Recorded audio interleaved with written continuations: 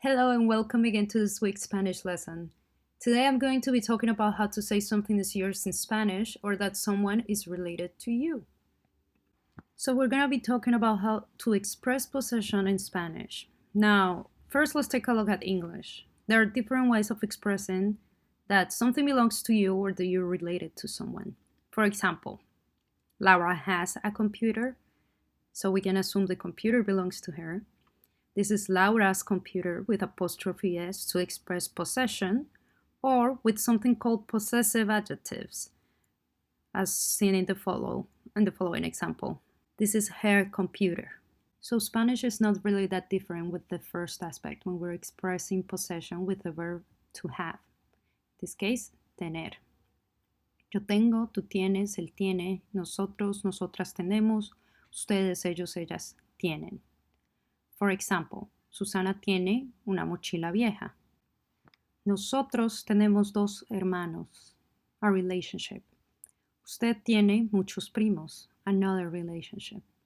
So it can be used to express possession or how we are related to other people. The second way of expressing possession is using the preposition de, which in this case means of. Now, in English, it's very common to use apostrophe S to indicate to whom something belongs. But this is idiomatic to English, meaning this isn't transferable to Spanish.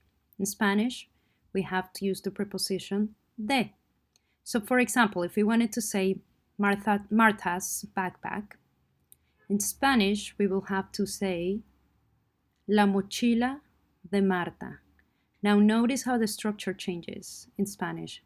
We're using the article at the start of the sentence instead of the person's name, the article, the object, the possessive preposition, de, and then the name of the person. Carlos's brother. How will we say that in Spanish? Luis's aunt.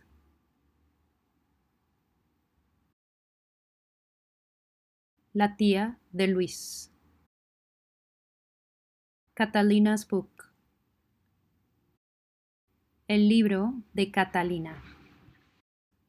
Notice how we use the preposition de in all of these sentences, where you don't have of in the English sentence. So avoid the temptation of following the English sentence structure when you are writing in Spanish and saying that something belongs to someone.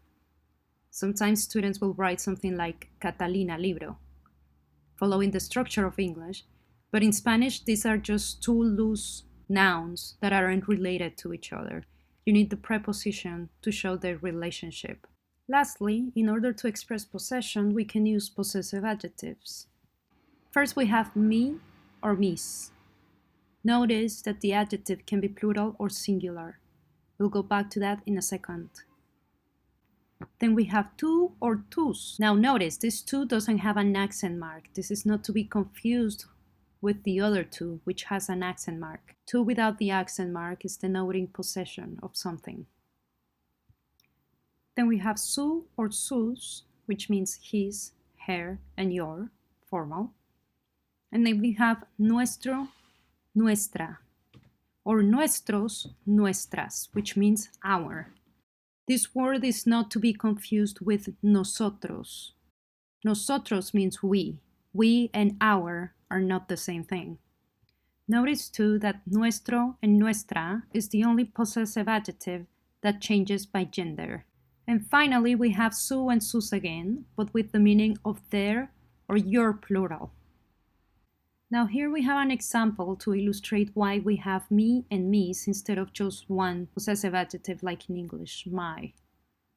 So in the first picture, if I own only one house, right, I'm going to say mi casa.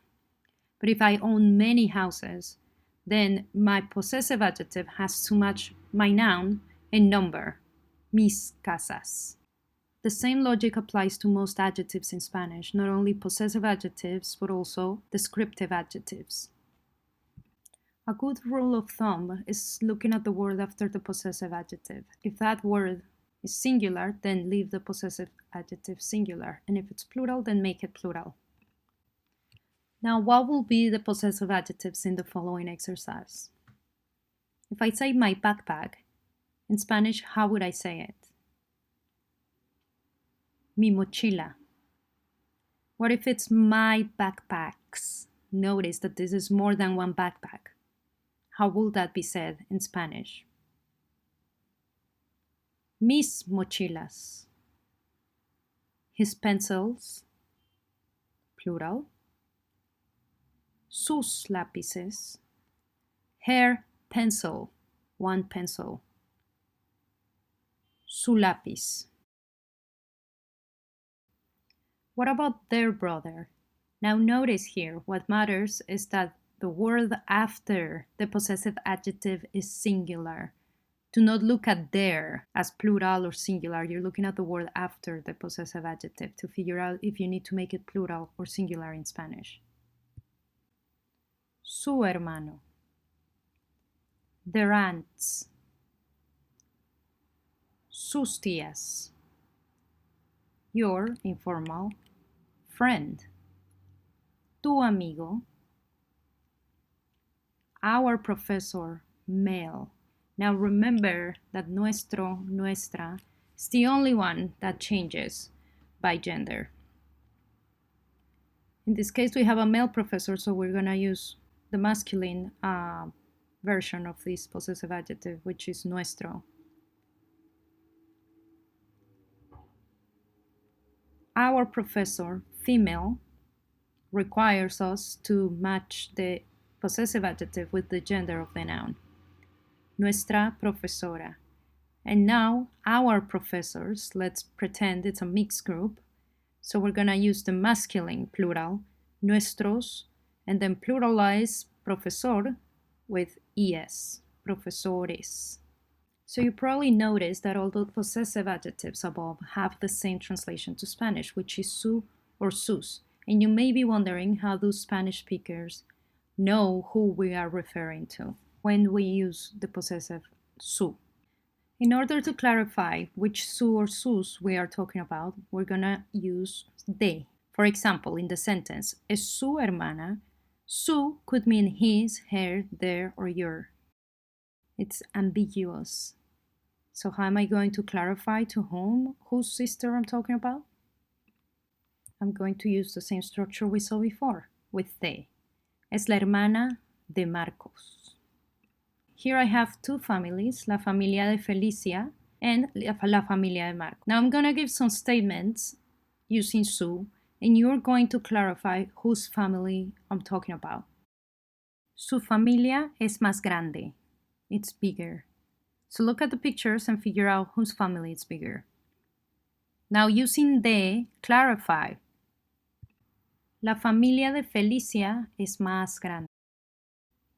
Son 5 en su familia. Pause the video and figure out how you would clarify. Son 5 en la familia de Marco. Sus hermanos son mayores. So start with the article. Remember, it's plural, it's more than one brother. What will be the plural masculine article? Los hermanos de Felicia son mayores. Sus hermanos son menores. Los hermanos de Marco son menores.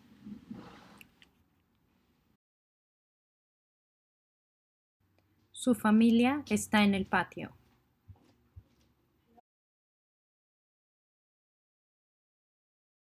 La familia de Felicia está en el patio. So that's all for today. To finish, review and memorize the conjugations for tener. You do not need to memorize the possessive adjectives, so I'll provide them in the exam, but you must know what they mean and how they work in regards to gender and number. Review expressing possession with de. Think of how in Spanish we will say something like Juan's house, Martha's book, Carol's son. So translate those to Spanish. And make sure to take notes, preferably Cornell notes, following the format that you already know. See you guys soon.